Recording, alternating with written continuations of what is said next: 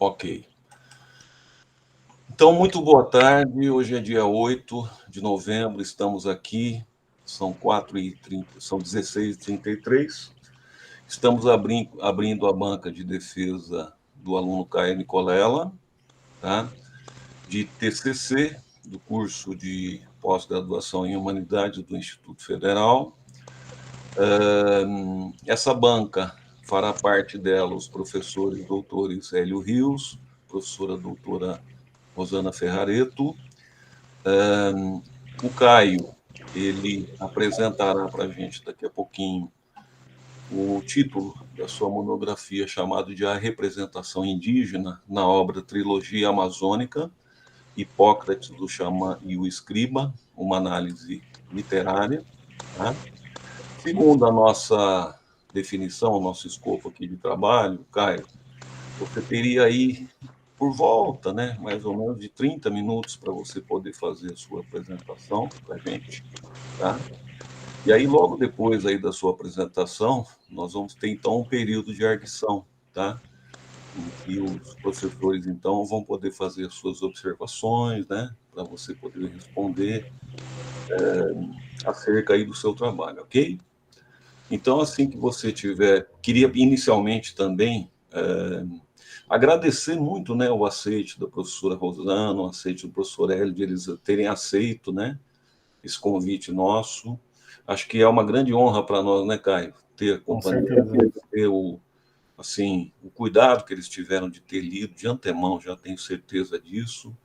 Agradecer as pessoas também que estão aqui presentes, a Gabriela, o pessoal da Unimed, os amigos do Caio aqui que estão prestigiando, e o público, eventualmente, que participar. Então, eu acho que é um momento realmente da gente ouvir o Caio, né? Vir aí a sua produção. E você, Caio, então fique à vontade no momento que você quiser para iniciar a sua apresentação, ok? Com certeza, vamos lá. Boa tarde, pessoal. Boa tarde, professores. Vou abrir aqui a apresentação, rapidinho.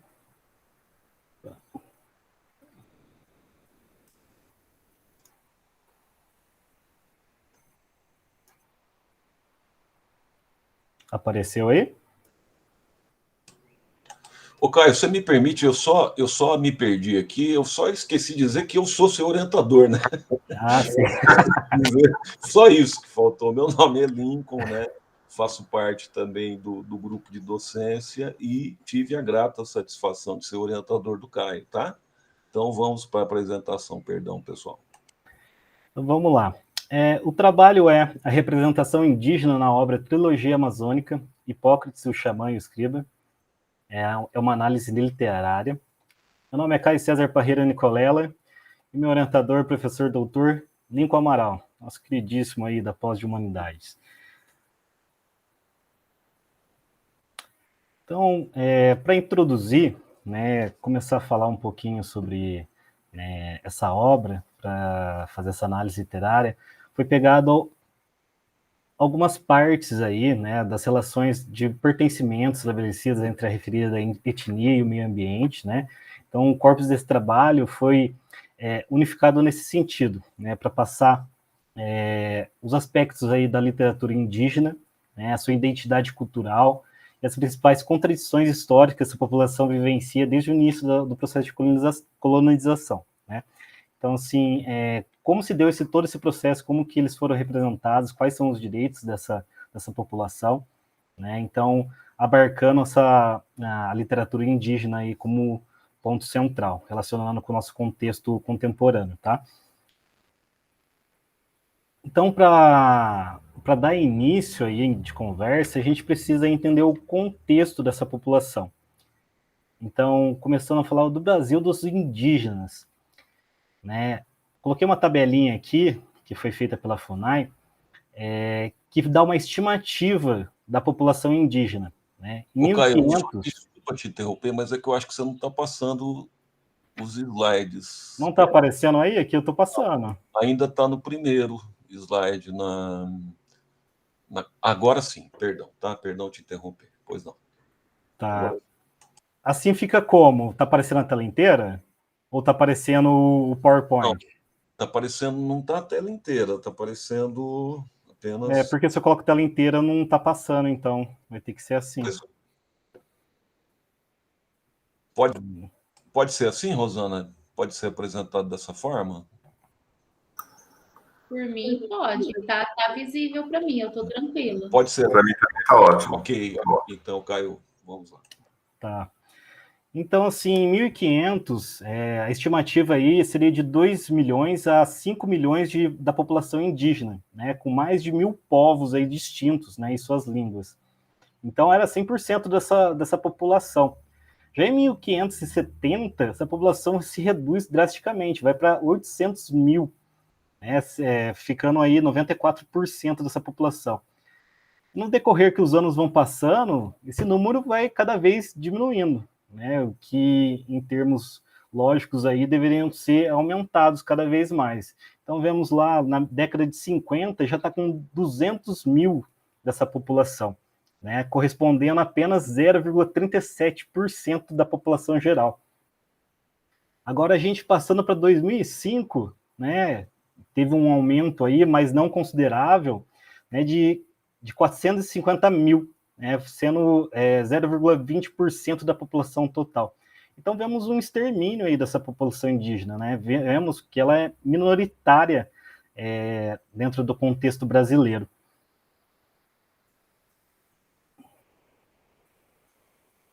Os efeitos que eu tinha colocado no slide não vai aparecer agora, mas tudo bem. Então, 817 mil dessa população indígena se autodeclara pertencente a esse grupo. Já 36,2%, né, dessa população aí corresponde à região urbana. E a outra, na parte rural, corresponde a 63,8%, que são declarados. Já correspondente à população total é apenas 0,4%. Isso é um dado do IBGE de 2010. Então, assim, de 1.000 povos distintos, de 1500 aí, com a chegada dos portugueses, hoje em dia, né, há apenas 227 povos aí que falam 180 diferentes línguas originadas dos ramos principais, né, que é o tupi e o macrogé, perdão. Então, assim, os direitos, né, dos indígenas, que seriam do direito originário, né, por estar antes da formação do Estado Nacional, não é de fato realmente promulgado, né? Apesar de ter sido dado esses direitos para essa população em 1988, né, na Constituinte aí, esses direitos, né, esses marcos aí de territórios indígenas, até hoje não está delimitado, né? E foi dado um prazo de 5 anos. Então, imagina, né, de 1988 até os dias atuais, isso não está definido ainda.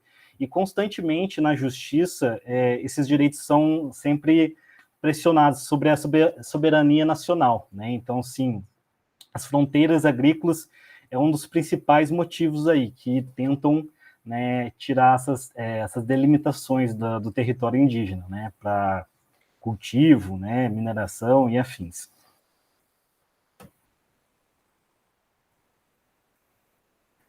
Então, dentro dessa situação aí, né, como pontuado, né, apesar de ser há 30 anos atrás, esses direitos ainda estão, né, ainda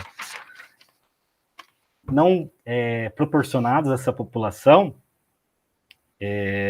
ainda é questionado, né, tanto pelo ministro do CTF, Luiz Roberto Barroso, né, que é o relator dos embargos de declaração, né, então, assim, por conta disso, sempre está em embates, apesar da Assembleia daquela época, apesar da definição como direito originário, esses direitos não estão, assim, realmente definidos.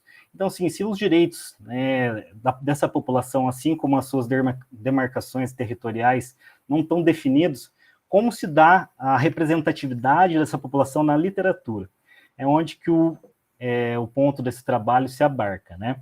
É o segmento que eu dou aí para dar sequência e vincular o livro, né, do Lincoln Amaral aí, né, que também é autor desse livro, a Trilogia Amazônica. Então, para começo de conversa, a representação indígena na literatura se dá em 4 aspectos aí, né?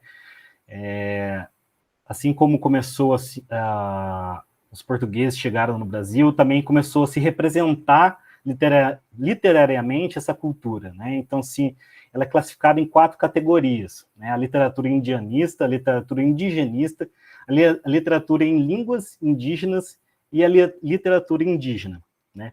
A literatura indianista teve propósito de reinventar o papel do índio, né? De surgir, depois da independência nacional, buscava um herói para ser representado, né? Então, assim, aquilo que foi passado como crônicas de viagem aí, pelos portugueses, né, de narrar de forma de descrições, né, que foram ditas como selvagens, bárbaros, canibais, né, considerando uma visão dicotômica, né, entre civilizado e bárbaros, né, o indígena até 1970 era considerado uma classe social transitória. Então, assim, é uma coisa muito recente, desde 1500 até 1970, essa população ainda vem sendo constantemente, né, exterminada de fato, né, tanto pelas questões territoriais, direitos, né, representatividade na nossa cultura e afins, né. Então, assim, a literatura indianista vem com esse ponto, né, de representar esse papel do índio como um herói, né. Então, vem uma visão romanceada desse indígena, né, com um papel meio que formulado em cima disso. Já a literatura indigenista, né, é uma forma de representação, né, dessa população por escritores não que são indígenas, mas que lutam pela causa, né, que estão empenhados de demonstrar lutar pelos direitos dessa população. Então, é uma literatura de crítica, né, social, né? Eles trazem como ponto central aí e abordam essa narrativa deles como, né, como uma denúncia de fato, né, sobre a situação da realidade brasileira, né, principalmente com essa população minoritária. Araô, né, em 2019, afirmou que a literatura para os escritores do movimento indigenista seria um meio de representação da realidade nacional, com o intuito de denúncia e defesa dos direitos indígenas. Além disso, o movimento se afasta dos indígenas romanticamente idealizados que se concretizou no indianismo. Passaram a representá-los como índios de carne e osso, e os tirou como pano de fundo das narrativas. Então, ou seja, né, começou a representar esses indígenas sobre a perspectiva deles mesmo, a situação da cultura, como eles também têm as suas diferenças entre si, assim como eles seguem os seus caminhos de forma diferente, não como apenas um herói aí nacional romanceado, né, como um pano de fundo. Já a literatura em línguas indígenas, né, após a apropriação das sociedades agrafas, possibilitou a tradução das literaturas, de modo geral, para essa população, na língua delas, né, desses povos indígenas, né, para eles terem acesso a esse tipo de literatura, documentos, né, então, de forma geral. Já a literatura indígena, né, originou-se a partir da década de 1980, com publicações feitas pelos próprios indígenas, né, para divulgar os conhecimentos de seus diversos povos. Né, então, isso foi possível mediante a Constituinte, né, de 1988, né, que até hoje não está delimitada, mas que trouxe alguns direitos mínimos aí, né. Só que, em outros aspectos, né, como o ensino dessa população nas aldeias ainda não está definido, né? Nas línguas deles não podem estar promulgando algo de fato ali vinculado à educação brasileira, né? Na língua dessa população indígena, né? Cada povo distinto um do seu, né? Ele está educando essas crianças, né? Num formato aí que esteja vinculado à nossa forma de ensino, né? Não na nossa forma de ensino, mas que esteja vinculado de forma como um direito, né? Não foi definido isso. Então, dentro disso, a gente adentra aí a obra, né, a trilogia amazônica, Hipócrates, o Xamã e o Escriba. Né, a trilogia amazônica, ela representa literalmente as relações identitárias e culturais dessa população, né, além de investigar os aspectos psicológicos, né, sociais, né, e a construção do personagem, que é representado nessa história, que é o índio Tixoque. Vale lembrar que a trilogia amazônica tem 3 pontos de vista aí, né, que giram em torno do Amazonas, né? Só que com perspectivas aí diferentes, né? Uma por um médico, outra, né, por um escriba, e a outra por um índio, né? E essas 3 visões aí durante o livro vão se cruzar em determinado ponto. Mas, mediante isso, cada narrativa segue seu próprio rumo até ter essa vinculação aí, né? Cada uma delas tem um tipo de ideologia, né? Mediante a visão, né, cosmológica desses personagens, né? A construção de vida desses personagens, né? Como eles se delimitam, né, perante as circunstâncias, né? Então, cada um é individual nesse ponto, né, com seu contexto de plano de fundo aí, assim como o índio, né? E é muito legal essa representatividade aí, como se dá, né, por realmente abraçar como essa cultura e não por uma visão eurocêntrica. Então, isso é muito bacana aí, e as palavras, né, as descrições do Lincoln, né, é um ponto que eu coloco no desenvolvimento desse trabalho, né, o autor plural ali entre o livro, pela descritiva ali dele também, né, como crítica ambiental aí da situação, né, do devastamento da Amazônia, das queimadas em geral das florestas, que pontua essas diretrizes aí, né, que se associa com o nosso contexto, né, e principalmente com o desenvolvimento desse personagem, tentando encontrar sua identidade, que vincula-se, claro, com o nosso contexto, né, o índio na nossa sociedade, onde ele está, né, ele ainda é visto nessa visão dicotômica, né, o selvagem lá na cultura e o deslocado no meio urbano. Então, como eu disse, né, o subtítulo aí assinala quem são essas personagens, né, que é o Hipócrates, o Xamã e o Escriba, e que o Tixoque é o personagem protagonista de uma dessas narrativas, né.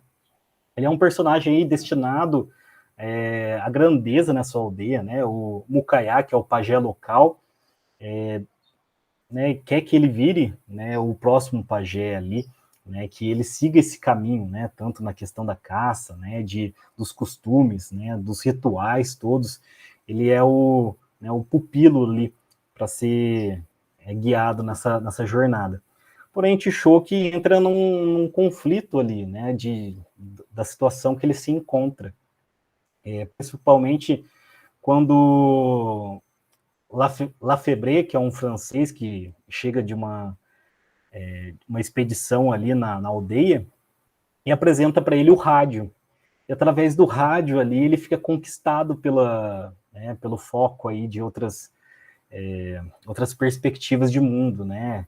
Narrações de corridas de cavalo, né? De novelas, né? Aquilo fascina ele, né? Deixa ele, né, abismado com aquela situação toda, né? Então é uma nuance de sentimentos que ele vai aflorando através dele, né? Que esse rádio propicia.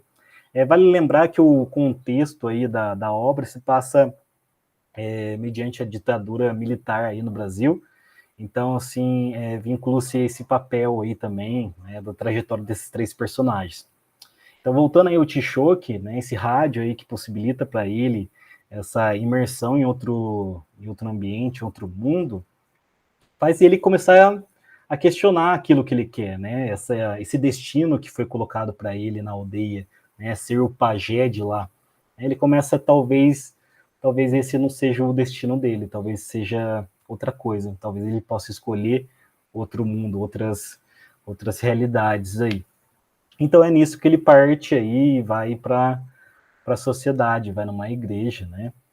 Então, assim, é mostrado ele largando o seu destino ali já, né, já definido, já um caminho predestinado para ele nesse sentido, e vai em busca de uma novidade, né?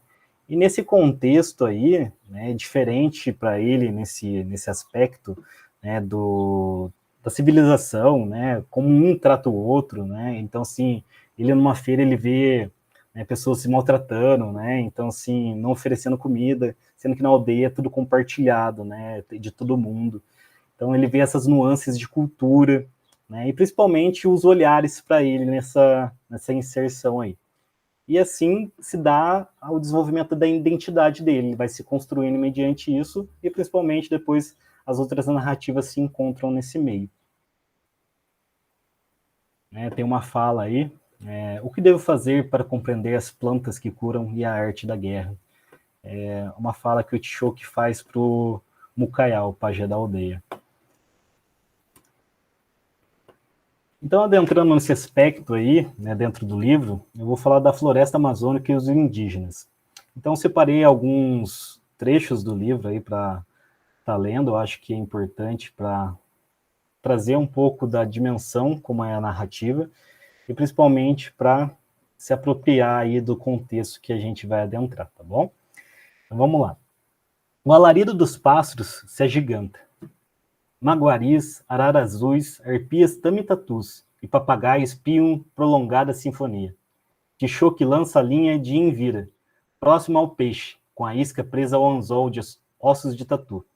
Maneja lentamente sua armadilha e aguarda o abocanhar da presa. Entretanto, o picarucu mergulha mais uma vez e se perde nas águas barrentas. Apenas nessa descrição a gente já vê a forma do preparo do indígena, né? Como que a caça, como que ele identifica esse bioma, né? Principalmente aí se associa a formação do Lincoln, né? de biólogo, principalmente como ele narra, ele expõe, né? Como que é esse lugar, esse ambiente. Então, assim, as palavras, né? A riqueza desse lugar é exposta para a gente, principalmente relacionada à cultura deles, né? É percebido como a linha de Envira, né? Então, sim, são palavras corriqueiras dessa cultura, né? Então, sim, é usado essa ligação com esse meio e explicado conforme essa cultura se vê, conforme eles caçam, como eles entendem esse lugar. Daí, em outro trecho, aqui vivemos ao redor do nosso mesmo corpo, no tecido da vida, em sintonia com a criação. Nosso Deus é a floresta. Por todos os lados estão tentando matá-lo. Como existem alimentos certos para alimentar mulheres em resguardo, crianças não iniciadas e homens antes da caça, também há várias formas de combater os inimigos. Pense com o coração, Tishoki. Você quer ser guerreiro, o xamã. Então, é mostrado também como se eles se associam a essa floresta. Para eles, é uma divindade, né? A floresta está viva, de fato.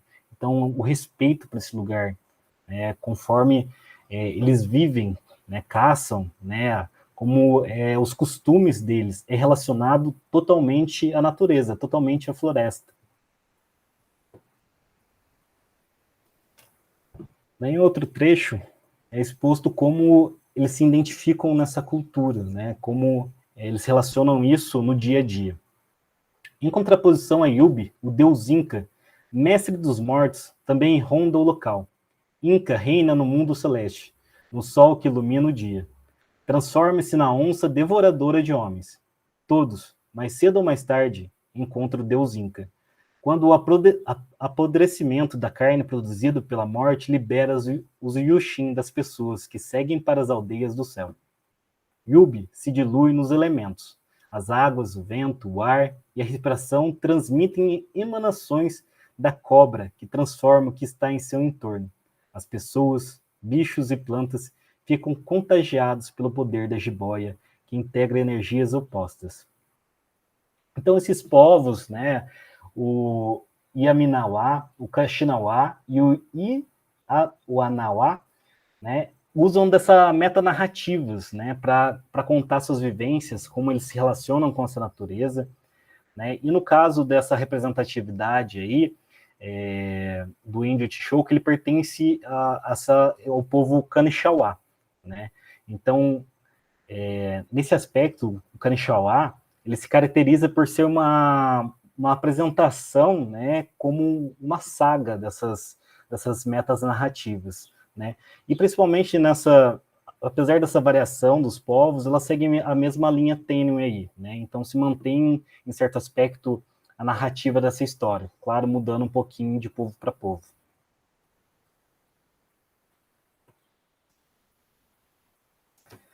Então, em outro trecho aí que que eu selecionei, dentre alguns que eu apresentei no trabalho, tem as nuances aí que pegam também o Mucaiá, o pajé, em relação ao Tixoque, né? Apresentando como é a caça e tudo mais, como que é a cultura do dia a dia. O Mucaiá, ao lado da serpente e do jaguar, absorve impurezas do corpo do francês, extrai amargura e sofrimento, cuspidos com rapé nas águas dos rios, que os levam para longe. Lefebvre, sendo a placenta protetora que o envolve, encaixa-se na trama e pertence aos cosmos da identidade Kanishawá.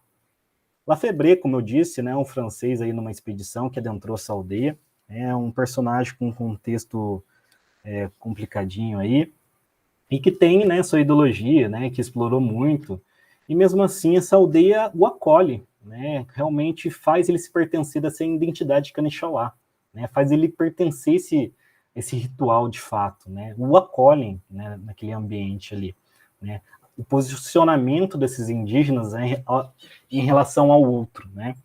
O livro é muito isso, né, da relação do eu ao outro, né, dessas culturas, dessas multiculturas aí. Então, assim, mostra como uma cultura se porta à outra. Já não é possível distinguir os filhos de Yubi e de Inca, o feminino e o masculino, o estrangeiro e o nativo. A cobra e a onça se fundem em um só corpo na cerne da aldeia. Em um uníssono, os elementos do grande organismo Kanishawá chamam os espíritos das plantas cultivadas. Então, assim, nesse trecho evidencia muito isso, né? Então, assim, deixa de ser o estrangeiro, né? Deixa de ser o nativo, né? Para se tornar tudo um ali, né? Todo mundo que está em conjunto, todo mundo que está vivenciando aquilo, né? Então, acho que um dos principais aspectos do livro é demonstrar essa relação, né? Tanto com a natureza quanto com o outro, né? O respeito, né? O envolvimento dessa cultura com todo esse ambiente e as pessoas que estão nele e que vêm até ele. Agora, como eu tinha pontuado do Choque, né, quando ele vai para a cidade, né, quando ele vai, né, adentrar a igreja católica aí, ele se vê diferente, né, não é a mesma coisa, o acolhimento é outro, né, não é a mesma forma que na aldeia recebe esse francês. Então, uma descrição que ele faz quando ele se depara com isso. Quem será aquele bugre infiel? Eu sei, eles pensam assim. Sou bicho desterrado, sem aldeia, estrangeiro que enfeita a igreja de perplexidade, comiseração e inferioridade, animal perdido, sem alma, condenado pelos demônios a vagar eternamente sobressaltado. Que curioso, selvagem convertido. Eles pensam, eu sei. Antes de tudo, sou Kanishawá, disposto a lutar pelo meu povo num formigueiro branco, amargurado por ser índio, ser ninguém longe das raízes, como totalmente outro. O ser que absorve crenças estranhas que separam os Cariú em tribos minuciosamente divididas, bons e maus, trabalhadores e vagabundos, sóbrios e bêbados, certos e errados, inteligentes e burros, fortes e fracos, civilizados e selvagens. Eu acho que essa descrição aí, além de constatar a realidade dessas culturas, constata a nossa realidade atual, né, desse povo indígena, né, que ainda é visto como selvagem, que ainda é descriminalizado, né, e que a gente não tem os mínimos dos direitos que a população detém, né. Então, assim, é uma realidade que a gente vivencia e que esse povo está aí convivendo, né? Quando sai das suas aldeias, né? Esses indígenas no meio urbano e tudo mais. Então, para concluir aí, né, a obra do Lincoln, né, nos remete a essa reflexão entre essas culturas, entre esse convívio, entre a determinação que cada uma se dá à outra, né? A gente também vê como o Tixoque é seduzido por essa outra cultura, né? Como o capitalismo, né, a propaganda consegue captar o outro ali, né? A gente pode pensar até na retórica das paixões aí, onde, né, o rádio aí é o discurso, né, e o público ali é o Tixoque, ele foi conquistado, ele foi seduzido, né, ele se levou por essa cultura. e em determinado momento ele tenta se reconectar, né? Ele encontrar sua identidade entre culturas, né? Ser esse ser híbrido, né? Entre essas culturas, né? Encontrar sua identidade, não ser uma nem outra, né? Ele ser ele, né? Ele ser Itzhak, né? Ele se encontrar nesse caminho. Então, a forma que essas peculiaridades se dá durante o livro são importantes e relacionam com, né, com a situação vivenciada, com a situação que a gente presencia sobre desmatamento, sobre o ataque constante a essa população, né, que os seus direitos são negligenciados, assim como seus direitos territoriais e assim como sua representatividade ainda é pouca, né? A gente não vê, né, tanto na própria literatura como nos outros meios de comunicação aí, filmes, séries, etc. A gente não tem essa representatividade de forma tão clara, tão realmente que faça diferença para essa população. E é importante a gente citar isso, né, e vincular a questão desse livro, que traz essa consciência, né, essa crítica ambiental, né, da nossa relação com o ambiente, com o outro, né, dessa alteridade, né, de conhecer essa cultura, né, e respeitá-la pelo que ela é, como ela nos impacta, né, como ela nos transforma aí e faz nos pensar nas questões dessas ideologias. Então, esse livro nos proporciona reflexões assim que tangem para além do eu, né, que fazem você olhar o outro nessa perspectiva aí. Eu queria finalizar também lendo um trecho do livro. O que devo fazer para compreender as plantas que curam e a arte da guerra? Deixa a luz entrar em você, como um arco-íris, no qual luz e água se transformam uma na outra, no céu e na terra. Para enxergar, mistura as forças opostas, o corpo e o espírito, o vegetal e o bicho, o dia e a noite, o macho e a fêmea. É preciso lutar para manter a paz. Deixa o corpo florescer, o sangue virar seiva, os pés enraizarem na terra, o coração pulsar nas plantas. Apresentação feita por mim, o orientador. Muito obrigado. Que venham as perguntas aí e as referências, pessoal. Bem, se vocês me permitem, pessoal, antes das perguntas, eu queria... Vocês estão me ouvindo? Sim. Eu queria rapidamente, eu não posso deixar de falar, mas é muito rápido mesmo, tá? Contar rapidamente uma questão, um dilema moral que eu passei, ético, sobre essa questão da sua orientação. Dizer primeiro que esse livro, o autor desse livro aqui, ele faz um agradecimento público, que ninguém faz nada sozinho, né?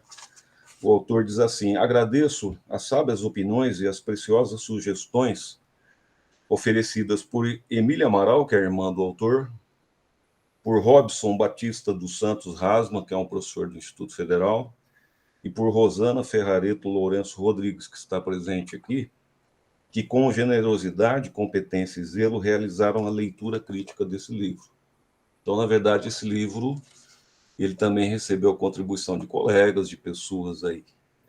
Eu quero só contar para vocês, eu não posso deixar de contar.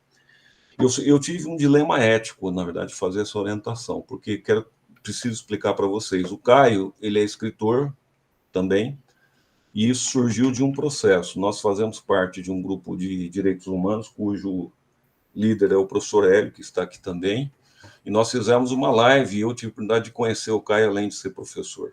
E ele havia me pedido uma orientação, em princípio não sabíamos qual era o livro. E nessa live, na verdade, o Caio fez uma entrevista a mim sobre os meus livros, certo? Então surgiu a possibilidade de ele comprar esse livro, ler esse livro, e surgiu a discussão de ele me pedir orientação sobre o meu livro.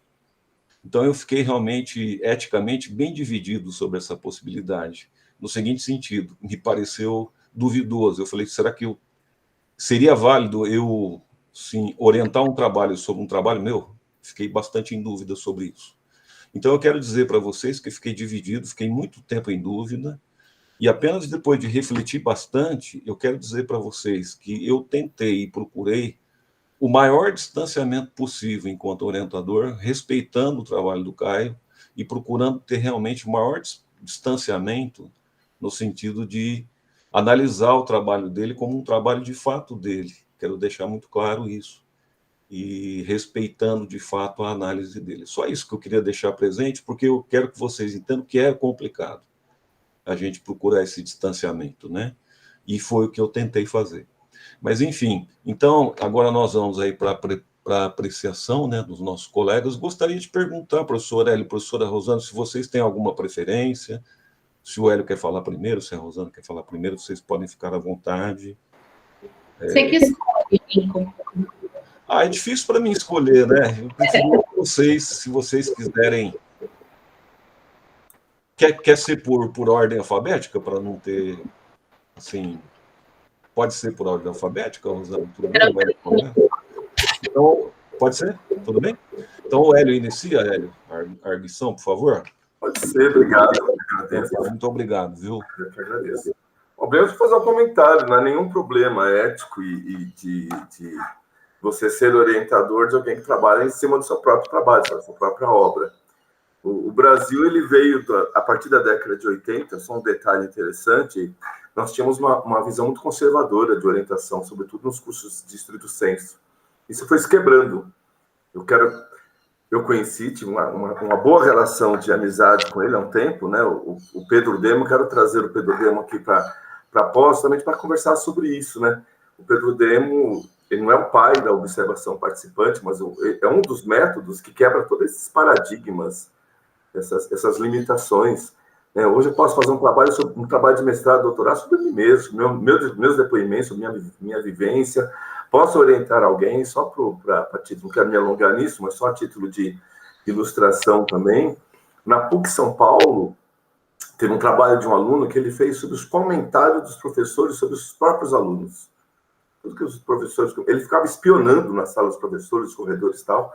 Isso trouxe uma discussão profunda na PUC e ele conseguiu vencer essa discussão. O trabalho dele foi excelente. Então, assim, a gente tem várias... Dando um exemplo, mas tem várias experiências.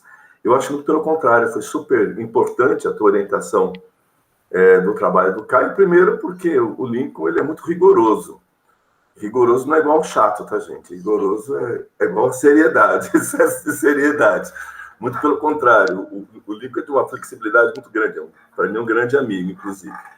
E eu li os trabalhos dele, as obras dele, gostei de todas, mas sem desqualificar as demais, falei para ele, essa última que ele fez, que é o trabalho que o Caio desenvolveu o seu TCC, né, foi objeto do TCC do Caio, foi excelente, primeiro, por tudo que o Caio já falou, e tem uma questão também, eu gosto muito de música erudita, né, eu cantei em coral profissional, hoje eu não canto mais, mas cantei em coral profissional, meu irmão regeu até orquestra e coral também, já falecido, não sei se vocês conheceram, mas ele até morou aqui na cidade. E eu até comentei para o Lincoln, eu participei da mesa, quando ele lançou o livro, eu falei, é interessante você dar ritmo à sua literatura, né? Isso é característica de uma música erudita, né? Você começa, ela vai dando ritmo, e você vai sentindo isso na literatura. Eu gostei muito disso, além do conteúdo, da forma que foi escrita a obra. Mas como não é a obra do Lincoln que está em discussão aqui, mas só um comentário, mas não um comentário necessário para a gente falar um pouquinho do trabalho do Caio, né? Falar bastante.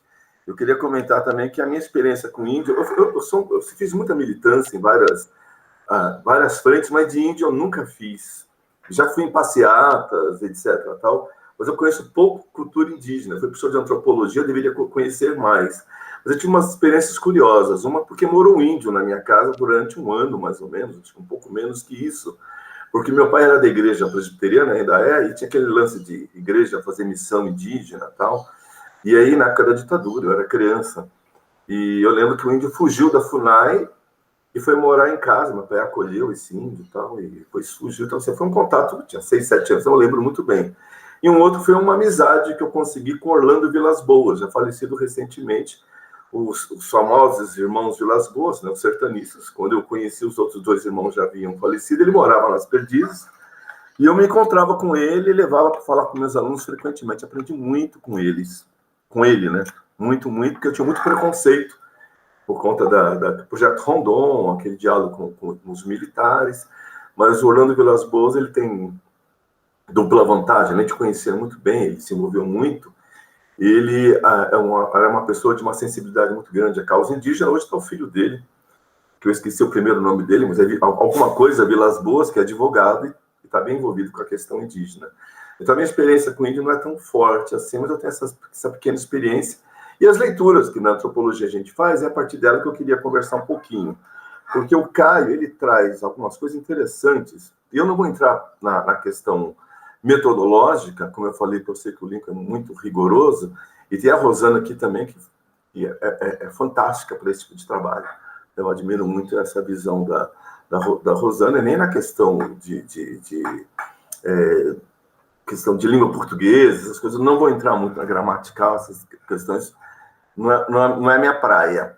Mas aí, eu acho que o Caio traz algumas questões que eu acho interessantes. Primeiro, que seriam temas até para doutorado, né, para uma tese. Essa questão da literatura sobre a cultura indígena é a literatura feita pelo próprio índio, né? É o que a gente chama hoje de lugar de fala. Eu acho que isso traria uma discussão interessante. E eu acho, Caio, que você podia desenvolver mais. Até perguntei para o Lincoln se era um artigo ou uma monografia, porque um dá para desenvolver mais, o outro nem tanto. Isso eu perguntei, ainda que estava escrito que era monografia, que não estava em TCC, mas como eu participei de algumas bancas aqui que era artigo, mas era monografia, eu vi monografia que eram artigos, isso até por conta da pandemia, da dificuldade de cada um de nós poder orientar as pessoas. Mas eu falei, bom, como é monografia, como é TCC, dá para a gente trabalhar um pouco mais. E aí não é nem crítica, é sugestão mesmo para você desenvolver mais, se você quiser transformar isso em um trabalho também, caminhar para o estrito senso, você está trazendo temas interessantes aqui. Essa questão do lugar de fala, o que modifica, você faz uma abordagem rápida, mas eu acho que rápida demais, dessa questão do olhar de fora sobre a cultura indígena, né, dos povos originários. Quando a gente fala cultura indígena no Brasil, acho que também é fundamental destacar, a gente não tem uma tribo indígena, a gente tem milhares de culturas indígenas. E a gente desprezou isso. Ainda hoje tem várias. Só em São Paulo, estou falando São Paulo capital, a gente tem tribos urbanas. E não são tribos urbanas de jovens, não, são tribos mesmo. E até recentemente participei de uma live de um companheiro que lidera um trabalho de uma tribo indígena urbana, que está tendo problema lá no Pico do Jaraguá, acho que vocês devem estar acompanhando. O despejo está sendo promovido pelo governo. Pois bem, então, acho que seria interessante essa abordagem, né, do olhar de fora e também do lugar de fala. Há muitas literaturas escritas hoje por índios e índias e que vale a pena a gente fazer um trabalho sobre isso. E um outro tema que você traz, aí eu acho que isso é interessante também, é a presença do índio na literatura brasileira, que é um outro tema que deveria ser abordado também. Aí o Caio foi meu aluno, eu sou meio chato com relação aos clássicos, acho que faltou um pouquinho, já que você quer fazer essa abordagem, e tem alguns nomes. Eu nem falaria do Orlando Vilas Boas, né, que ele escreveu muita coisa sobre isso, o próprio Orlando escreveu 2 obras, até posso deixar aí para você recomendar. Uma é A Marcha para o Oeste, que virou até uma minissérie da Rede Globo, e ficou muito boa a minissérie, tá? Essa foi escrita pelo próprio Orlando Vilas Boas. E tem outra também, que acho que esse seria legal, porque o Orlando Vilas Boas, ele escreve o livro Xingu, Os Índios e Seus Mitos, que deu origem a outras obras sobre o Xingu. É uma obra originária. Essa marcha é de 94, o Xingu acho que é de 80 ou 70, acho que é bem mais antiga. Tá? E aí é interessante porque ela tem uma característica literária também. Agora, quando a gente fala de índio no Brasil, não tem como fugir de 2 caras, né? Um nem é brasileiro, é belga, judeu, franco-judeu, que é o Lévi-Strauss. E a gente tem que passar por Lévi-Strauss quando se fala em cultura indígena. Se quiser aprofundar, quem quiser escrever sobre cultura indígena, ele tem um olhar. Esse é um olhar bem de fora, mas é de alguém que conviveu com as tribos indígenas. O Lévi-Strauss nos presenteou em ter sido professor da USP, fundador, inclusive, um dos fundadores da USP, né? E faleceu recentemente. Acho que não tem 10 anos ainda da morte do Lévi-Strauss, se não estiver falhando aqui a minha memória. e eu assisti algumas palestras do Lévi-Strauss antes dele ir para a França. Ele foi para a França e faleceu lá. Voltou para a França. E um dos maiores antropólogos estruturalistas do mundo. Hoje não mais vivo. Mas tem que passar por ele. E aí uma curiosidade do Lévi-Strauss também. Porque ele escreve muito, faz um trabalho extremamente científico, antropológico, né, sociológico, e tem vários livros sobre isso. Mas o livro que eu indicaria para você, Caio, é o História de Lince. Pena que eu não estou em São Bernardo do Campo e te mostrar a capa aqui. Saiu pela Companhia das Letras. Eu acho que na década de 90 foi publicado. Tá? Uma ótima tradução, que o Lévi-Strauss parece que ele publicou essa obra primeiramente em francês. Mas está excelente o trabalho do Lévi-Strauss. E é uma obra de ficção. Ainda que ele se arrisca, por exemplo, de uma obra de ficção. Então, assim, é interessante. Mas para essa ideia de trabalhar a literatura, o índio na literatura, etc. Tal, o Lévi-Strauss é muito bom. E aí eu já estou encerrando, prometo que não vou demorar muito, não quero ser cansativo. Mas também não dá, esse é brasileiro, né? Não tem como fugir da gente discutir e de falar sobre índio, se a gente não falar do Darcy Ribeiro, também um grande antropólogo, só por curiosidade também, eu lembro de uma briga do Darcy Ribeiro e do Florestan Fernandes, porque o Florestan Fernandes fez uma crítica séria ao Darcy. O Darcy falou, olha, quando você fala de índio, você fala de fora. Eu convivi com os índios, é verdade. O Florestan não fez um trabalho... Ele escreveu muito sobre a cultura indígena e da formação do povo brasileiro e tudo mais. Os trabalhos do Florestan são fantásticos. Mas o Darcy Ribeiro escreveu de tete a tete, de convivência mesmo, de estar ali junto. Chegou até, se eu não me engano, contrair malária. Tem toda uma história aí próxima. E tem várias... Uma outra coisa legal do Darcy Ribeiro, que não tem nenhuma obra do Darcy Ribeiro, eu já li várias, e não tem nenhuma obra que ele não escreva com um tom literário. É muito gostoso. Se você vai lendo a obra dele, ele está falando de uma coisa científica, mas ele tem uma característica literária muito gostosa. Parece que ele não está falando de obra científica, parece que não está se tratando de uma obra científica. Ele te prende, ele usa de metáforas, ele usa de poesia. É característica do Darcy Ribeiro. Ele falando não, é interessante. Quem assistir aula do Darcy Ribeiro, uma palestra, não tem nada a ver com o Darcy que escreve, mas ele escreve de uma maneira muito... Mas ele também fez uma obra literária sobre a cultura indígena, mas eu só falando de algumas obras do Darcy, que eu acho que era legal, né? Vocês devem conhecer o Processo Civilizatório, né? Estou falando das obras que ele escreveu científicas, né? Da característica antropológica mesmo. Tem os brasileiros, o índio... Esse é o Índio, a Civilização. É interessante, porque ele faz todo um relato daquilo que você colocou, Caio, do sofrimento, da história do índio no Brasil, de como o branco se apropriou, não somente das terras, mas da cultura, do genocídio promovido no Brasil desde o descobrimento. E a obra principal, obviamente, do Darcy Ribeiro, que é o povo brasileiro, que tem capítulos, vários, sobre o índio. Mas tem duas obras. Uma é a Utopia Selvagem. Essa eu aconselho você ler para fazer um trabalho bom, se você quiser desenvolver aí a partir do lato sensu, ou transformar esse seu trabalho, que eu aconselharia, está muito bom, num livro mesmo. Tá? Utopia Selvagem é um trabalho que o Darcy fez na década de 80, bem no começo da década de 80, em que ele vai fazer, o nome já diz tudo, né? Um contraste entre a cultura originária do Brasil e a nossa. É um trabalho fantástico. Mas a obra que eu queria falar para vocês é Maíra, né? É Maíra ou Maiara? Deixa eu dar uma olhadinha, acho que é Maíra. Maíra. É Maíra. E que é o nome da indígena. E bom, Maiara também é. Maíra, e aí é interessante, essa é uma obra de ficção mesmo, que o Darcy Ribeiro escreve, gostosíssima de ler, e que eu acho que ia acrescentar muito também nessa discussão que você faz. No mais, eu acho que quando você desenvolve sobre a obra... Ah, tá aí. Pô, legal, que legal. Bom, o Lincoln manja de cultura indígena, ele provou isso no livro dele, né?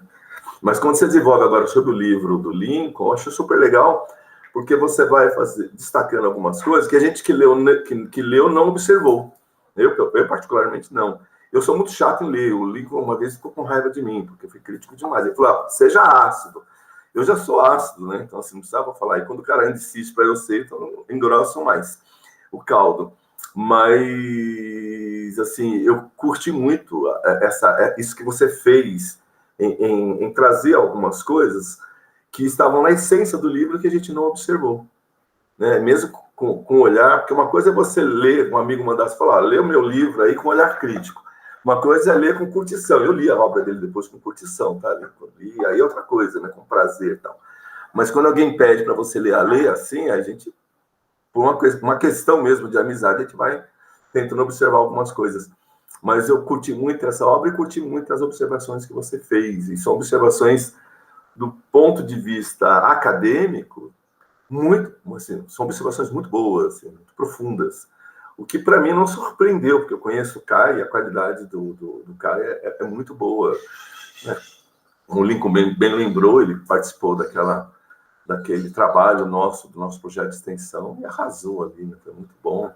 Espero a gente promover mais uma atividade igual a essa com você, Lincoln, os demais, porque não tem como falar de direitos humanos sem arte mesmo, sem literatura, sem música, sem dança, sem tudo isso que a arte nos proporciona. E aí eu encerro fazendo homenagem a vocês dois, mas também resgatando aí Sartre e Nietzsche, dois filósofos que sempre... O que eu falei é só uma sucinta do que Sartre e Nietzsche sempre falaram, né? O Nietzsche, ele mostra que tem duas maneiras de olhar a realidade. Uma é filosófica, que não vale tanto quanto a artística, diz Nietzsche. E a outra foi Sartre. Eu já lembro que eu comento sempre na Semana de Beauvoir, dá uma bronca em Sartre. Fala, ler teus livros é muito chato. Eles estavam juntos, casados e tal. É muito chato, porque você não tem que trabalhar, fazer um pouco mais literário e tal. E quando o Sartre caminha para a literatura, ele traz toda a qualidade. Aí Sartre se apresenta. Tanto é que ele foi... teria sido homenageado com o Prêmio Nobel, mas ele mesmo negou, né? Tá? Ele rejeitou esse prêmio, mas assim, e é verdade, né? Não dá para a gente ver a vida sem a arte. A gente agradece muito aí o Lincoln por isso, o Caio por isso, e eu me sinto presenteado por ter participado desse momento aí. Muito obrigado, Caio, muito obrigado, Lincoln, pelo convite. Muito obrigado, Hélio, pelas palavras aí, né, pelas observações fundamentais aí. Muito obrigado mesmo. Muito obrigado, viu, Hélio, como sempre, pelas suas considerações sempre muito ricas, né, muito boas, viu? Muito obrigado mesmo. Professora Rosana, por favor, suas considerações. Boa tarde, Lincoln, muito obrigada. Boa tarde, Caio, parabéns pelo trabalho e pela conclusão, né, dessa etapa. É um rito muito importante e significativo, né, a especialização. Boa tarde, Hélio, sempre um deleite ouvir, assim, as suas palavras tão sábias. Boa tarde, Gabriela, Felipe, sua colega Nama da Unimed. Que prazer ter vocês aqui com a gente nessa tarde. E, gente, quem é Caio? Além de um nome, explosão, múltiplo de ser, sobressai o fazer em busca do ser, perante o vasto nada. Caio é granada existencial, esse projétil explosivo que faz barulho, que lança para frente, que busca novos desafios nessa gentileza, nessa introspecção de atenção tão flutuante, né? Conviver com o Caio foi um presente. E a pedra granada também, esse tom avermelhado de vivacidade, de criatividade, né, de despertar das paixões. E aí, de quem é Caio, para quem é Lincoln? E aí eu peço licença para o Caio, porque eu também não posso deixar de fazer menção ao lançamento do livro do Lincoln, e aí eu vou quebrar um pouquinho o protocolo para resgatar um texto lá dos idos de 2013. Aquilo que está escrito no coração não necessita de agendas, porque a gente não esquece. O que a memória ama fica eterno. Ao emprestar essas palavras de Rubem Alves, transporto-me para o dia 9 de fevereiro de 2013. Hipnotizada pela sua história, encantada com as suas descrições fascinantes, um tanto envolvida nas divagações de Demétrio, a leitura rendeu. Passei os 4 dias do carnaval daquele ano grudada no livro, li de um fôlego só. Ainda Rubem Alves, um livro é um brinquedo feito com letras, ler é brincar. Eu brinquei e comunguei o coração da floresta até desvelar a energia sutil que me traria de volta às origens. Agora Lincoln Amaral. Escolha cuidadosa de palavras, representação minuciosa da realidade, ação que não tardou a chegar. Brinquei e aprendi, como Pablo, buscando através do poder do verbo, transformar a derrota das armas na vitória das palavras. Fiz mais uma leitura fruição do que uma leitura técnica, né, que a mim foi confiada. Assumi a leitura como uma contribuição e não como um trabalho. Mas, Lincoln, sua história me ensinou tanto sobre a língua, sobre a cultura, sobre a política, sobre a natureza. Eu me emocionei com a trajetória de cada um dos personagens e pude refletir como viver é complexo e maravilhoso. Me deliciei especialmente com as suas analogias inteligentes e metáforas tão criativas. Vibrei ao vislumbrar a organização da narrativa e torci com todas as forças para que os destinos se encontrassem. Esse foi um trechinho do que eu li no lançamento do livro do Lincoln em 2013, e recuperando uma troca de e-mails entre o Lincoln e eu na ocasião, o Lincoln, com humildade, me pede uma leitura técnica e uma análise para aperfeiçoar o texto, né? E ele dizia no e-mail, fui reler o e-mail hoje de manhã, lá de 9 de fevereiro de 2013, que ele estava começando a tatear a ficção e que ele reconhecia as enormes limitações. E quando eu dei a devolutiva tão técnica para ele, 8 páginas frias de análise textual com correção de crase, de concordância, algo tão pequeno perante a grandeza da obra, ele ficou emocionado e me agradeceu e disse que a minha opinião dava forças para ele lutar pela concretização da publicação. E hoje, Lincoln, 8 anos depois, ver a sua obra se tornar objeto de um estudo científico nas mãos de um escritor, de um psicólogo, de um aluno, né? Que é também metamorfose, que ressignifica as novas nuances, que é uma eterna busca. É uma tarde privilegiada. Eu também, como professor Hélio, sinto que é uma dádiva participar dessa banca. Então, por isso, eu quero começar a minha fala dizendo que meu coração está cheio de gratidão, e dizendo que eu estou muito feliz, né, de ter ouvido o Caio, ver o zelo que ele teve na apresentação, belíssima de slides, o recorte primoroso que ele fez dos trechos de análise. Fiquei contente com a leitura do Hélio, porque dentro do escopo de humanidades, eu penso que essa questão do resgate da cultura indígena, e eu adorei aprender sobre as 4 categorias de obras, né, desde a indianista até a literatura escrita pelos indígenas, ou sobre, né, da língua indígena, nas traduções. Eu, como cientista da linguagem, me encantou esse percurso que o Caio fez, né? E eu penso que a grande contribuição inovadora do Caio é isso que o Hélio disse, e aí ele já contemplou que eu iria falar também, em tentar rechear mais com esses autores da antropologia, porque, Caio, você trouxe no seu trabalho de inédito, além de caracterizar a obra do Lincoln, né, dentro dessa categoria indigenista, você trouxe essa questão da relação do índio com a natureza na construção da identidade. Então, a contribuição em termos culturais para o nosso curso de humanidades é inegável no seu trabalho. Então, eu fiquei contente porque eu tive uma leitura muito parecida com a do professor Hélio, e isso é ciência, né? Eu estava falando de Rubem Alves, e Rubem Alves traça esse paralelo que o Hélio também falou um pouquinho sobre, né? Tanto ciência quanto arte tem a sua função social. É claro que, de acordo com Rubem Alves, quando você faz arte, isso é fruto da sua inspiração. Você não precisa dizer para ninguém qual é o caminho da arte para que a pessoa faça arte, né? Que é uma manifestação cultural. Mas para fazer ciência, a gente precisa saber de onde veio a ideia e aonde se vai chegar.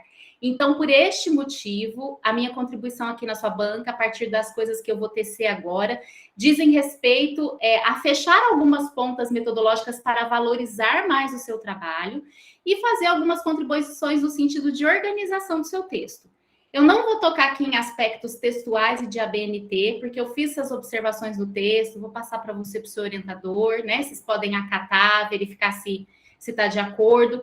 E aí eu vou falar mesmo de questões metodológicas, pensando na robustez científica do seu trabalho, que merece. Então, a questão ética que o Lincoln coloca, todos os orientados, Lincoln, citam e referenciam os seus orientadores em obras científicas. Por que não referenciar uma obra literária? Né? Então, eu também reafirmo, eu achei assim muito bonito da sua parte colocar essa questão ética, e eu sei também da sua seriedade, do seu compromisso desse distanciamento, mas eu também reafirmo a voz do Hélio em dizer que você pode se despreocupar, porque em questões de comitê de ética e pesquisa, né? O Hélio falou aí do Pedro Demo, mas eu conheço também o funcionamento do comitê de ética e pesquisa das instituições. Não tem problema nenhum, porque ele está referenciando o seu trabalho. E quando a gente faz um estudo científico, a gente referencia obras teóricas, né? Do nosso orientador para explicar os fenômenos científicos. Então, por que não o corpus de estudo ser do orientador também? É a mesma sistemática, né? Então, fique tranquilo com relação a isso. Então, eu vou perpassar alguns pontos gerais do seu texto, Caio, dialogando com você, e depois, assim, em mais minúcias, eu coloquei nos comentários, nos balõezinhos do seu texto, mas também, para não ficar muito cansativo, eu vou só falar em linhas gerais. Então, o texto o título do seu trabalho está muito representativo do que você fez. Você realmente fez uma análise literária. Então, esse é o indexador da sua metodologia. E aí, quando eu vou para o resumo, eu vou só abrir aqui o resumo rapidamente, porque eu achei fantástico a maneira como você terminou o resumo. A obra de Lincoln Amaral nos remete a uma reflexão profunda da nossa coexistência com o meio ambiente e o povo indígena. É um convite para adentrar as florestas e suas peculiaridades. É um convite para novos olhares em confronto de ideologias. E aí eu pergunto para você, essa foi a problematização que justificou a escolha da obra para ser o seu corpus de estudo? Ou esse foi o resultado a que você chegou depois que você leu e se analisou? Eu acho que depois da live, né, do outro livro do Lincoln, né, que fala do hibridismo, não sei se falei errado, mas que nessa obra deixa muito claro isso, né, nessa interligação de culturas, de formas de ideologias, de formas de se pensar, de se agir perante outra cultura, né, e principalmente de ser um ser híbrido, né, principalmente deixa em evidência o choque aí, né, dele ir por outras culturas, né, ele vivenciar e tentar encontrar a sua identidade ali. Acho que foi um resultado ali dessa leitura mesmo do livro, né, que resultou nisso. Conforme eu fui lendo seu trabalho, eu entendi que isso, além de ser um resultado que você confirmou depois que você escreveu o trabalho, isso também foi o que motivou a escolha do seu objeto de estudo para virar o seu TCC. É muito múltiplo isso. E aí eu senti falta de uma problematização, de uma justificativa no seu trabalho, já no resumo. Porque no resumo você apresenta e delineia muito bem o seu tema de estudo e depois você já vai para essa parte do resultado. E aí, pensando que o centro da sua pesquisa é uma análise literária, assim como eu senti falta dos autores da antropologia para tratar as questões indígenas, que o Hélio já colocou muito bem, eu senti falta de um capítulo de referencial teórico que pudesse fundamentar a sua análise literária, que você pincela ao longo do texto, mas que valeria a pena você sentar com o Lincoln e aprofundar numa vertente. Inegavelmente, o trabalho do Lincoln é um trabalho engenhoso em termos de narrativa. E a sacada sua que você deu da alteridade, eu senti quando eu li, mas eu não soube nomear. E tanto o conceito de narrativa quanto o conceito de alteridade são muito fortes como forças motrizes que motivam a sua análise. E você encontra esses conceitos em Bakhtin. Você pega a estética da criação verbal, ele como filósofo da linguagem, ele trabalha com conceitos que são abordagens filosóficas, que tem tudo a ver com o seu trabalho, com o escopo do curso, que é a questão da alteridade, e ele usa como uma ferramenta de análise a narrativa. Então, acho que cola muito bem você só lançar esse olhar bakhtiniano nomeando o que você já analisou. É só você puxar isso e escrever um breve referencial teórico, porque isso vai dar muito mais peso para o seu trabalho, por ele ser uma análise literária. Fica claro que a sua metodologia é análise literária. É claro que você traz também outras abordagens filosóficas, né? O Sartre, quando você traz algumas citações dele, eu pergunto, essa é a sua ferramenta de análise? Aí você traz o Bose, eu também pergunto para você, essa é a sua ferramenta de análise? Porque eu senti falta de um referencial teórico, e aí, por conta disso, as suas ferramentas de análise não estão claras, elas estão lá pinceladas, mas você precisa delimitar, porque é um trabalho científico, não é um ensaio literário. E aí você até traz, olha, você traz a retórica aristotélica, aí você traz a Figueiredo, que é uma divulgadora de Aristóteles, como ferramental das paixões, né, que o livro desperta. Você traz até o trabalho correlato do Ferreira, e aí eu fui até a esse artigo, que é um artigo recente de 2020, e aí eu até copiei o trechinho do resumo dele e mostrei para você. Veja, Caio, que o Pereira está estabelecendo bem o seu percurso metodológico. Ele faz uma análise literária à luz da ironia, com base no autor X e Y. Então, você precisa definir isso, e aí a minha sugestão é que, entre a sessão 3 e 4, você faça um breve capítulo de referencial teórico, puxando esse fio condutor, se você quiser o Bakhtin, senão você pode aprofundar essas outras pinceladas que você traz, mas eu acho que Bakhtin, como analista da linguagem, eu enxergo que casa muito bem com o que você está fazendo, né? E aí, a questão da introdução também. A introdução ela ficou parecida com um resumo. Na introdução, você põe o objetivo, que está muito bem escrito, muito claro. Eu acho que esse objetivo, juntando com a delimitação da ferramenta tecnológica e trazendo os autores, vai ficar perfeito a hora que a gente lê aquele resultado, e aí você fala, ele atingiu o objetivo. É que faltou a cola. Então, quando você lê o resultado, você fica em dúvida. Isso é problema de pesquisa? Isso é pergunta? Ou foi o resultado que ele chegou? Porque o objetivo dele era esse. Mas como falta o meio, a gente não consegue fechar as pontas, né? E aí, eu até sugeri também que a sua sessão 2 e 3 sejam incorporadas na introdução. Porque a introdução deve ter essa justificativa. Então, todos esses dados que você traz do IBGE, essa caracterização das categorias de literatura ligada ao índio, vão te dar sustentação para esse problema de pesquisa e a gente vai enxergar melhor que aquilo é resultado, não é problema de pesquisa. Então, aí você... Porque a sua introdução, ela está com um pouquinho mais de meia página, ela está como se fosse um resumo. Então, aí lá no seu resumo depois, você injeta o objetivo, porque o resumo ele tem que ter tema, problema, objetivo, metodologia e resultado. Uma frasezinha de cada. Porque o seu resumo, ele tá assim, ó, metade você tá fazendo um enredo, o tema, e um restinho de resultado. Então, aí você injeta essas coisas no resumo, aí você desabrocha melhor a introdução, incorporando esses dados contextuais do índio, né, e da literatura relacionada ao índio. Aí você cria um capítulo de referencial teórico e o seu capítulo de análise está pronto, está perfeito. Sabe por quê, Caio? Você não é analista da linguagem, mas você é granada existencial, é metamorfose. Você fez uma leitura técnica de um olhar científico como se fosse um analista da linguagem, perfeito, porque além do recorte primoroso dos trechos dos dados de análise, você não faz uma mera descrição, você vai costurando esses conceitos de identidade, de cultura e de ideologia à luz dos trechos da obra do Lincoln. Então, o seu capítulo de análise é o coração, assim, do seu texto, está muito bem amarrado, está muito bem argumentado. Então, assim, eu queria fazer essas considerações com relação ao resumo e ao texto da introdução, a sugestão de uma inserção de referencial teórico, a definição da sua ferramenta de análise, e o seu capítulo de análise está perfeito. Eu vou só repassar aqui rapidinho o texto que eu fiz as anotações para ver se eu não me esqueci de nada. E, inclusive, Caio, tem vários momentos que você é muito modesto no seu texto. Você está caracterizando essas questões na obra do Lincoln. Ninguém nunca fez isso. Já teve, Lincoln, um trabalho científico de análise dessa obra? O Caio é o primeiro. Caio, você tem que dizer isso com todas as letras.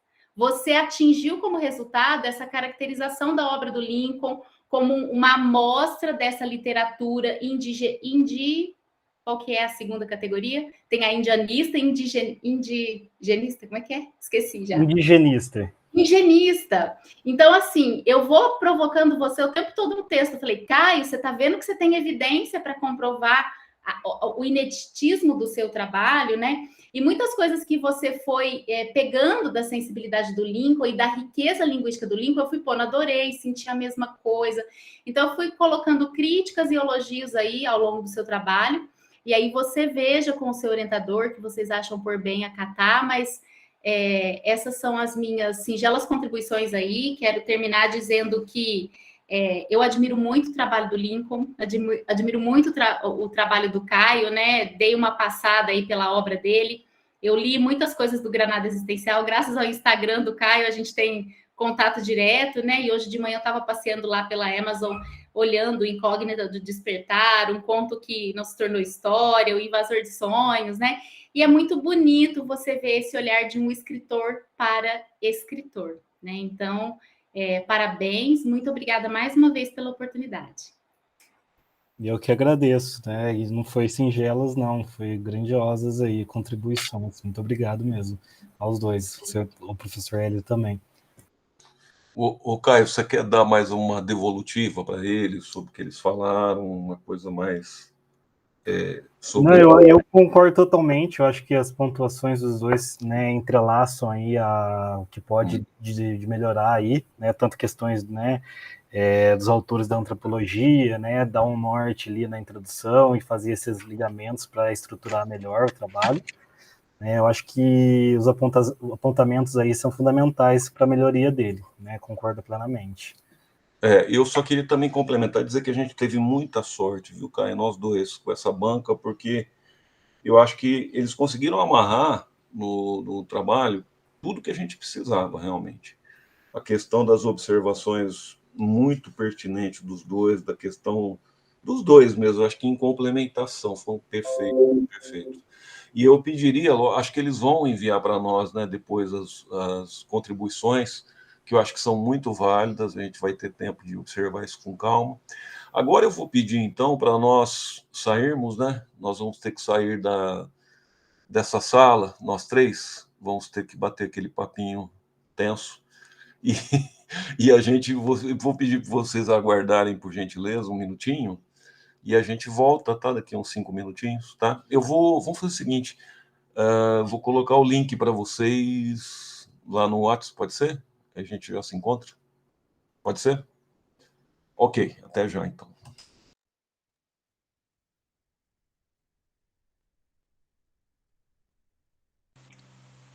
Oi, Caio. Olá. Nossa, que legal. Gostei muito, viu, do seu tema. Nossa, eu dei uma Bem travada no começo. O meu slide não apareceu na tela inteira. Eu comecei a travar. Deu uma... Nossa, achei super interessante Não, muito obrigado. de fazer a literatura mesmo, né? Pessoal indígena, da população indígena. Bem bacana. Sim, o livro é muito, muito interessante, né? Constrói uma narrativa bem crítica ali. Ah, que legal. Eu nunca ouvi falar do Lincoln. Não tinha ouvido ainda, mas bem interessante. Depois você compartilha o livro. Com certeza. Deu para ficar clara a apresentação? Deu, nossa, você fala super bem. Obrigado. E outra coisa, eu sei os slides maravilhosos.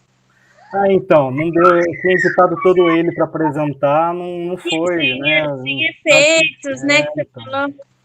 Ah, mas eu adorei, fundo, tudo. Obrigado. Fabiana, você tinha falado alguma coisa? Tava mudo. Ih, tá desligado o áudio. Não, falei que você mandou bem mesmo. Foi muito bem. Você fala super bem. Ainda eu comentei, o Felipe está aqui do lado. Eu falei assim: olha como ele fala bem, ele tem vocabulário tão rico. Obrigado. Mandou bem. Obrigado. Muito interessante o tema, muito interessante. Obrigado. Como eu falei, deu uma travadinha ali no começo, por causa do slide deu tudo errado. Nossa. Ah, não, mas também é natural, né? Mas eu sei que sabe que travou. Só você. A gente nem percebe por isso. Só essa questão que você falou que você queria a tela aberta e o efeito. Mas foi super bem. Mandou bem, viu? Parabéns pela apresentação. Achei um tema bem interessante, bem diferente, né? Nunca tinha visto. Mas bacana. Depois você compartilha mais com a gente aí sobre nas horas de café. Cafezinho sempre bom. Você toma um venenoso e bate 2 dedos de prosa. Está tenso, Caio? Agora é a nota, né? Eles se reúnem. Então. Você está tenso, Caio? Tô tranquilo.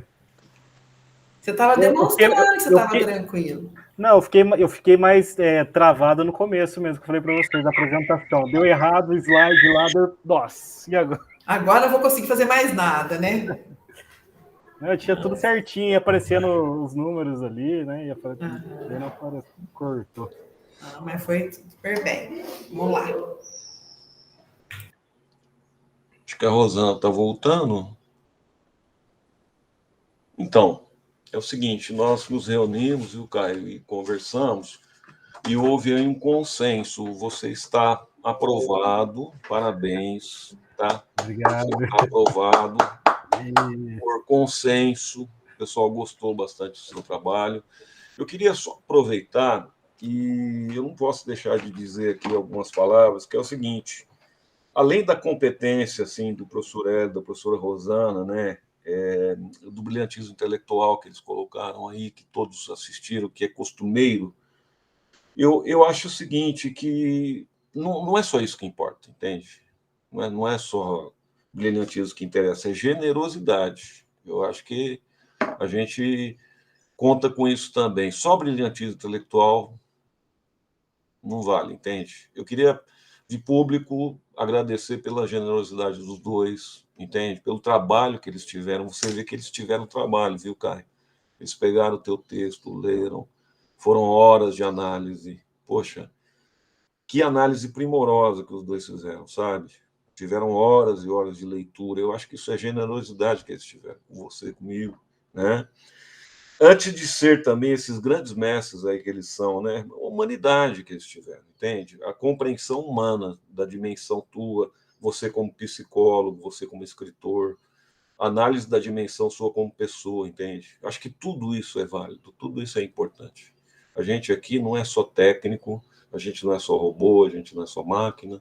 Existe uma dimensão nossa para além da questão assim dos muros da academia.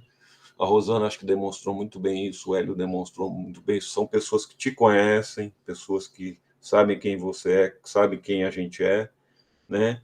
Então, assim, poxa, uma sensibilidade, uma competência que eu acho que vai nos ajudar muito, né, Caio? Então, Com certeza, eu me sinto honrado com as palavras dos dois, né? Assim, Eu queria que você desse uma devolutiva aí para eles, o que você achou, como que você... Eu achei assim, né? Eu me senti até um pouco emocionado aí, né? Quando eles foram pontuando, aí eu fiquei realmente assim, quase soltei aqui, escorri aqui, principalmente, né? Pelas pontuações, né? Por valorizar, né? Eu como escritor também, né? Além de tudo isso, né? E principalmente pelo trabalho feito, né? Pela pessoa que eu admiro, que é você, Lincoln, né? Achei o trabalho incrível, de fato, né? E principalmente ter você como orientador também, né? Eu acho que assim foi fantástico, de fato, desde o começo até o final, né? E principalmente com essas perspectivas, né? Desses queridíssimos professores aí, né? Que contribuem para melhorar ainda mais esse trabalho, né? Juntar tudo isso que foi pontuado aqui para realmente fazer um trabalho aí, quem sabe até um artigo, ou, né, explorar mais aí um mestrado, seria bom. Opa! Com certeza. Escuta, você sabe tirar print aí? Que alguém sabe tirar print? Que eu não sei. Eu posso tirar. Vamos lá. Tirar um print. Pessoal, vou dar risadinha X. Olha, depois aí. Espera aí que eu estou enquadrando. Quando eu falar 1, 2, 3 e X, ninguém respira. Isso, tira a máscara, se puder. Isso, Felipe, a máscara.